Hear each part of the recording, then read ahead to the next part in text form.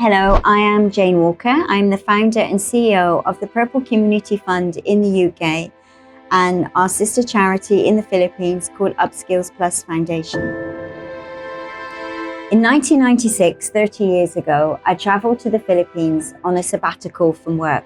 Shortly after arriving, I bought a newspaper and read about families being evicted from their makeshift homes. Curiosity, concern drove me to ask a taxi driver to take me to the largest squatter area he knew. What I found changed my life forever. Families of 5 or 6 lived in shanty homes no larger than a garden shed, with no running water, unsafe electrical connections, and no sanitation. I saw 2 young boys, just about 5 or 6 years old. They were dragging sacks behind them and carrying hooks. I followed them to a massive landfill site where hundreds of children, some as young as 2, scavenged through rubbish, searching for recyclables to survive. In the distance were thousands of makeshift homes. Entire community was living and working in the city's trash. It was one of the most shocking realities I have ever witnessed, especially seeing children who should have been in school working to help their families survive. Education had changed my own life. Despite facing many challenges growing up, my education gave me opportunities and independence. Every child deserves the same chance. I began privately funding a small daycare centre for children living on the dump site, but as the need grew, my personal resources quickly ran out. Determined to continue, I registered the Purple Community Fund in the UK and soon after Upskills Plus Foundation established in the Philippines to deliver direct services to the community in need. The community asked me to start a school for their children, which I set up in a derelict building. However, it quickly became clear that education alone would not solve the problem. The community is made up of families who, for 2 to 3 generations, were unable to attend school. Their survival choices were extremely limited. They could have turned to crime, the sex industry, or begging, but over decades they chose to live on the dump site, scavenging from the city's waste.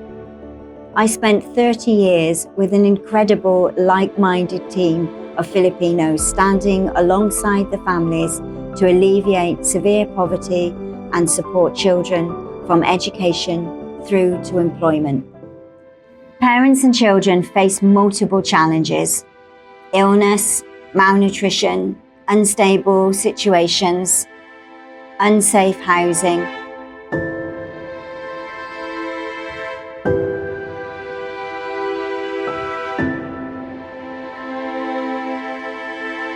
Typhoons, fires,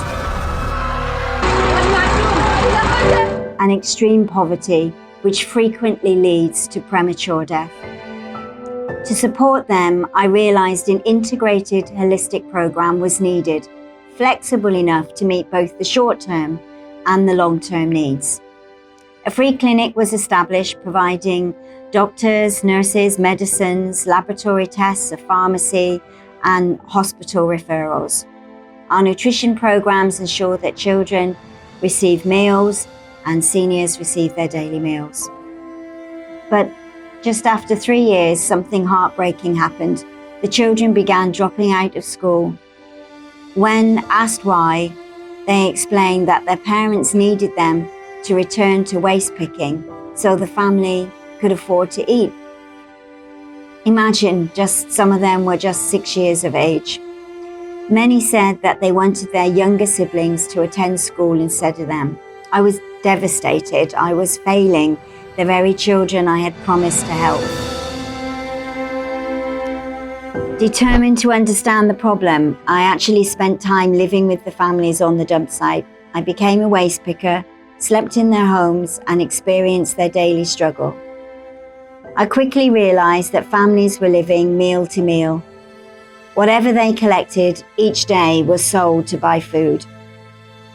This led to a simple but powerful solution, the Food for School programme.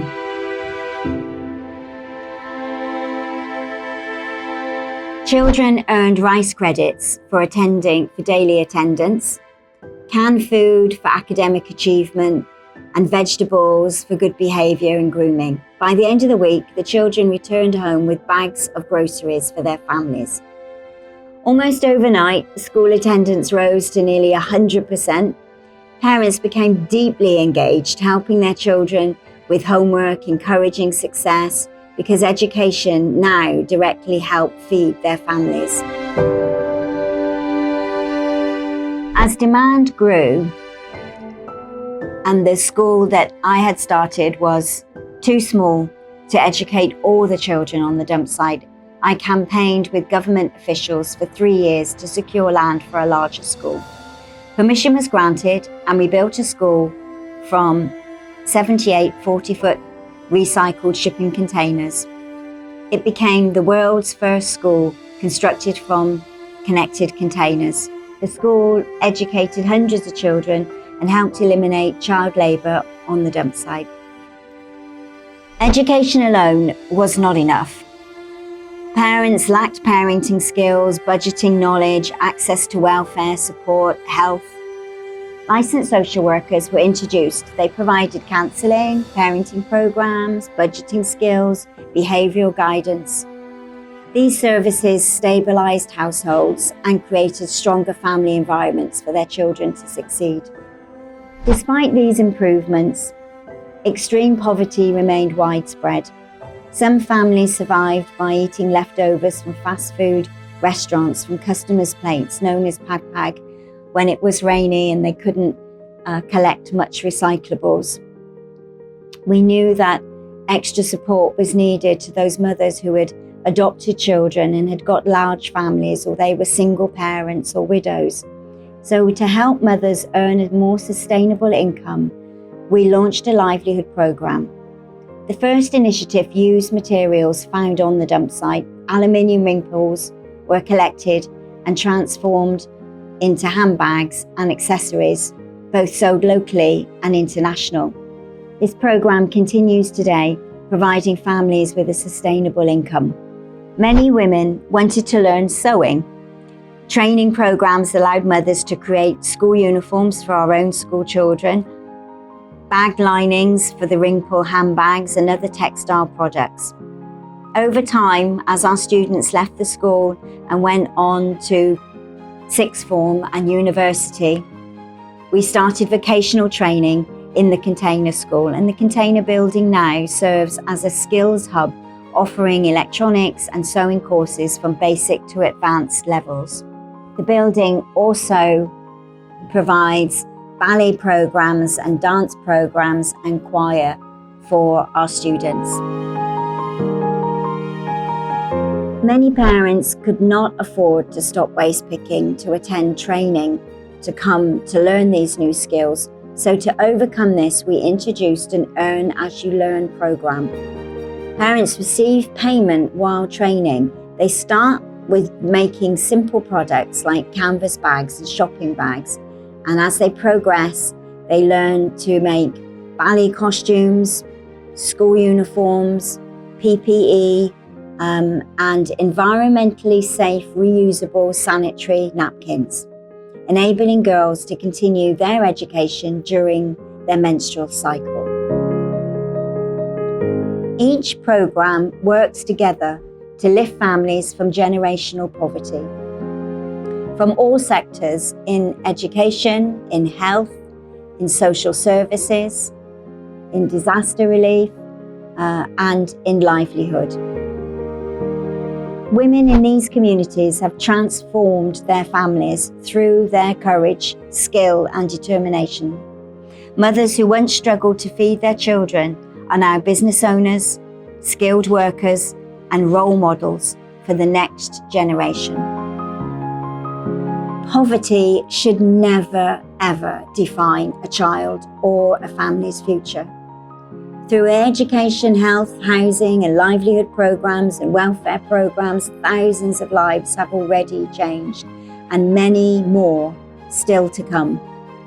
This International Women's Month, we celebrate courage and resilience and the power of women who could change their lives, but not just for themselves, but for their families and their communities.